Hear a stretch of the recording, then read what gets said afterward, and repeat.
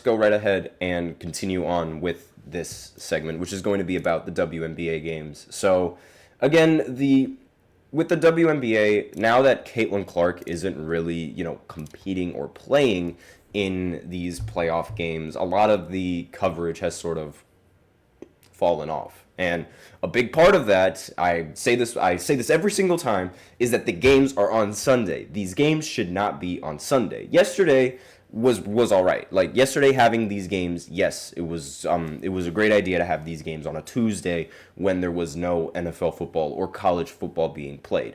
And even still there was barely anybody that was covering all this because of the lack of Caitlin Clark. Despite that, however, this league is full of fantastic players, and it actually has a what's shaping up to be a rather competitive series between the Lynx and the Connecticut Sun. So I'll go ahead and I'll cover that game first, since right now this is the only series where there was actually an upset going into the in this series. It's the first series in the entire WNBA postseason where there was actually an upset. That happened in game 1, but in game 2, the Lynx, which are the higher seed, they're the second seed, and Connecticut is the third seed.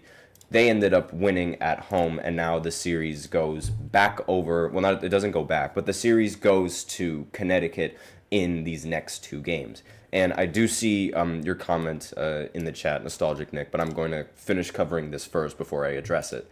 And so the Lynx, they ended up winning 77-70 at home. They really needed this win because if they ended up falling 2-0 in this series, then Connecticut has 2 home games directly after where they could close out the series. And again, the WNBA playoffs are a best of 5, not a best of 7, for those of you guys who are just tuning in and don't know how the WNBA playoffs work. In the second round, they are best of 5.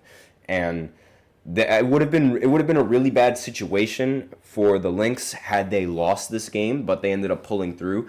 It was a very huge upset that the Connecticut Suns ended up winning at home. Again, that hasn't happened yet in this postseason. And the Lynx, like on paper, if you look at the box scores, it didn't really seem like they had that good of a game. Not many people were in huge scoring sums, but then again, the same can be said about Connecticut and the Sun.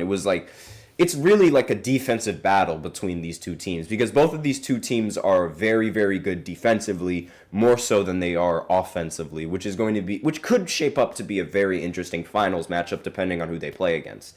And again, as I mentioned before, there weren't all that many scorers. Like the leading scorer on the team was Courtney Williams for the Lynx that ended up scoring just 17 points in 28 minutes, which is very, very impressive to say the least.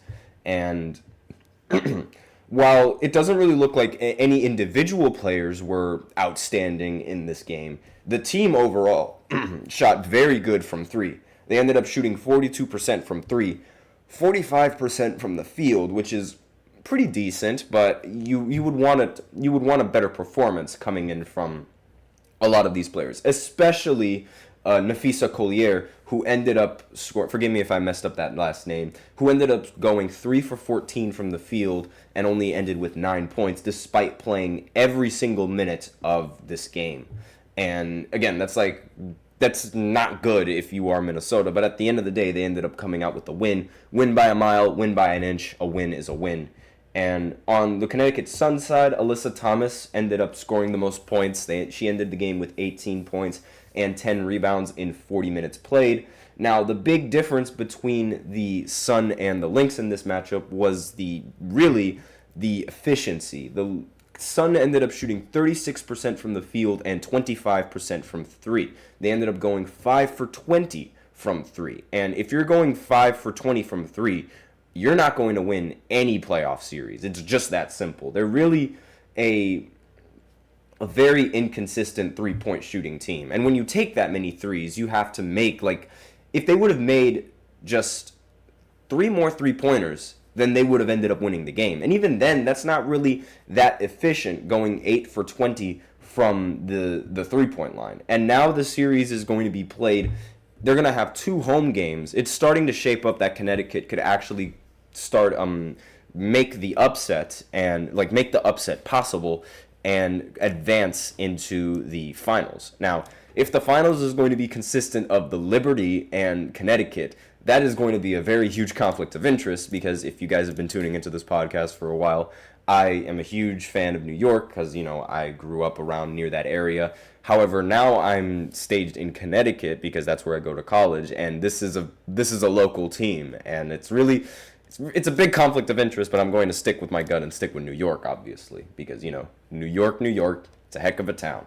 But aside from that, the next matchup speaking of New York, the next matchup was the Liberty going up against the Aces. This game was very, very close. It ended up coming down to the wire, and Sabrina Ionescu, along with Brenna Stewart, ended up answering the call, which is what they struggled in the finals last year.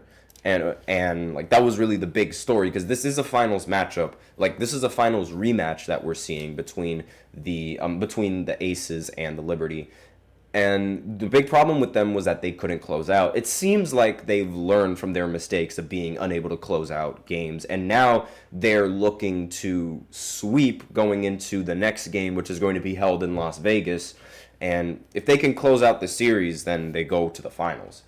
Now, Sabrina, as I mentioned before, she closed out the game for them, helped close out the game for them. She ended the game with 24 points, 9 rebounds, and 5 assists. Fantastic game coming in from Sabrina.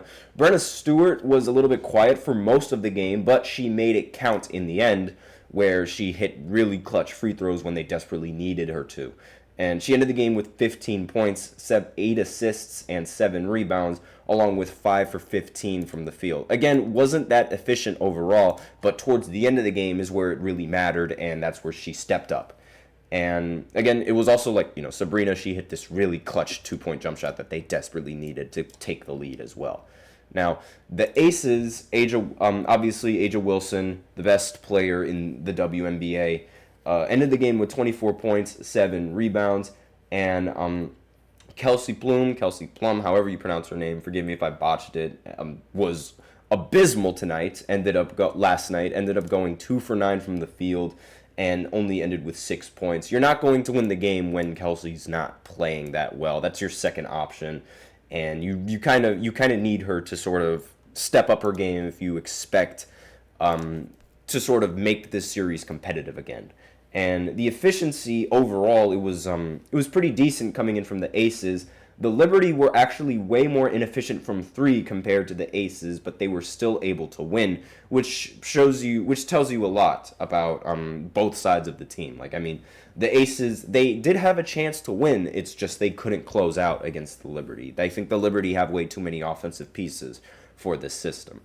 And that's a wrap up on this segment, just recapping all of these playoff games and addressing the comment from Nostalgic Nick, OKC versus the Knicks as the finals. That's who he has going into the NBA finals before the season starts. And honestly, I have no idea. I'm not really all that high on OKC, mainly because of their lack of experience in the postseason. I do know SGA did outplay Luka Doncic, but the rest of the team didn't really step up to help SGA. So I'm not entirely sure exactly whether or not they're going to make the finals. I don't really think they are, just because of the lack of experience that they have playing in the postseason. Again, this was their first postseason that they made, so obviously there's more to come. But still, like, I do need to see a much better showing from the rest of the team, aside from SGA, because SGA played phenomenally in the postseason. And as for the Knicks, again, not entirely sure how the Karl-Anthony Towns trade is going to mesh with this team, not to mention the fact that the Celtics are coming off of a championship already, and you could argue that the Celtics are more motivated to win now, given all of the offseason drama, Tatum being sat out in the Olympics, Jaylen Brown being snubbed in the Olympics, and like all of these other narratives that could push them to repeat again.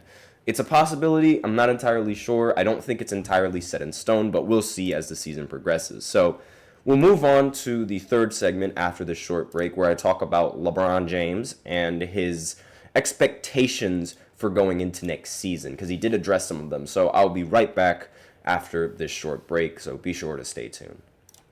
Looking for your daily fix of sports talk without having to pay for it? GSMC Sports Network is available on YouTube. Just search GSMC Sports Network. Get your fix of daily sports talk shows on YouTube, absolutely free. NFL, college football, NBA, MLB, MMA, UFC, fantasy football, and so much more. GSMC Sports Network has shows running all day long, with new sports shows starting every 2 hours. Just like on your favorite cable sports channel, except GSMC Sports Network is absolutely free. Just search GSMC Sports Network on YouTube to catch one of your new favorite shows, like the GSMC College Football Podcast, Chip Shot Football Podcast, Hoops and Heels Women's Sports Podcast, GSMC Basketball Podcast, and so many more. Check it out for yourself. GSMC Sports Network, now available on YouTube absolutely free.